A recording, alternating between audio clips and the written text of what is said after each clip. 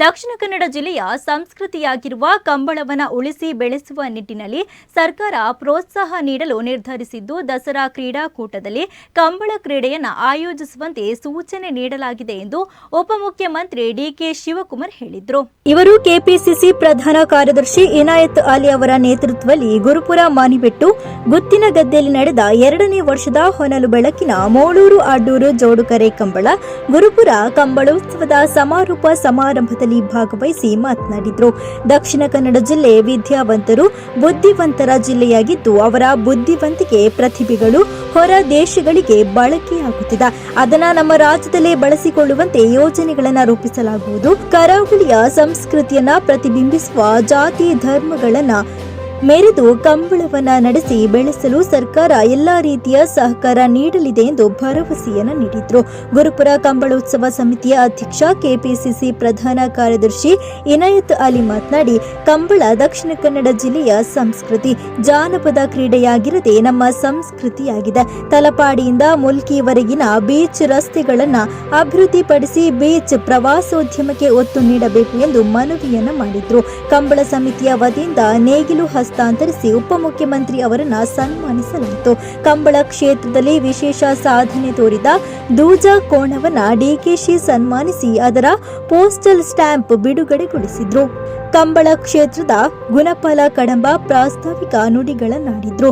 ಸಮಾರೋಪ ಸಮಾರಂಭದಲ್ಲಿ SCDCC bank ಅಧ್ಯಕ್ಷ ರಾಜೇಂದ್ರ ಕುಮಾರ್, ಮಾಜಿ ಸಚಿವರಾದ ರಮಾನಾಥ ರೈ, ಅಭಯ್ ಚಂದ್ರ ಜೈನ್, ವಿನಯ್ ಕುಮಾರ್ ಸೊರಕೆ, ವಿಧಾನ ಪರಿಷತ್ ಸದಸ್ಯ ಐವನ್ ಡಿಸೋಜ, ಪದ್ಮರಾಜ್ ಆರ್ ಪೂಜಾರಿ, ಶಕುಂತಲಾ ಶೆಟ್ಟಿ ಪುತ್ತೂರು, ಕೆಪಿಸಿಸಿ ಪ್ರಧಾನ ಕಾರ್ಯದರ್ಶಿ ಮಿಥುನ್ ರೈ, ರಕ್ಷಿತ್ ಶಿವರಾಮ್, ಮಮತಾ ಗಟ್ಟಿ, ಕಣಚೂರು ಮೋನು, ದೇವಿಪ್ರಸಾದ್ ಶೆಟ್ಟಿ ಸೇರಿದಂತೆ ಹಲವರು ಉಪಸ್ಥಿತರಿದ್ದರು.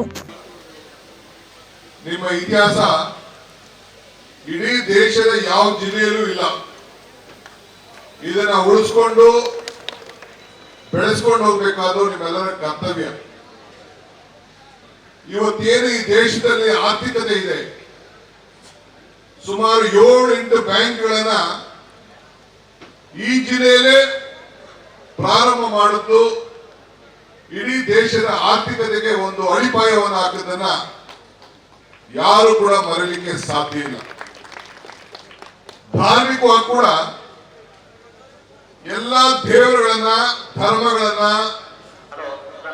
ಆಚರಣೆಯನ್ನು ಮಾಡಿಕೊಂಡು ಆ ಸಂಪ್ರದಾಯ ಪರಂಪರೆಗಳನ್ನು ಉಳಿಸ್ಕೊಂಡು ಇಲ್ಲಿ ಬಂದು ಇಡೀ ನಮ್ಮ ಭಾರತಕ್ಕೆ, ನಮ್ಮ ಮನುಷ್ಯರಿಗೆ ಹೆಂಗೆ ಭೂಷಣಗಳಿಗೆ ಅನೇಕ ಒಡವೆ ವೈವಿಧ್ಯಗಳನ್ನು ಹಾಕೊಂಡು ಹೆಣ್ಮಗಳು ಬಿಂಬಿಸ್ತಾಳೋ ಆ ರೀತಿ ನಿಮ್ಮ ದಕ್ಷಿಣ ಕನ್ನಡ ಜಿಲ್ಲೆಯ ಸಾಂಸ್ಕೃತಿಕ ಮತ್ತು ಧಾರ್ಮಿಕ ಬೆಳಕಿಗೆ ಮೊದಲಿಂದಲೂ ಕೂಡ ಒಂದು ದೊಡ್ಡ ಇತಿಹಾಸ ಬಂದಿದೆ.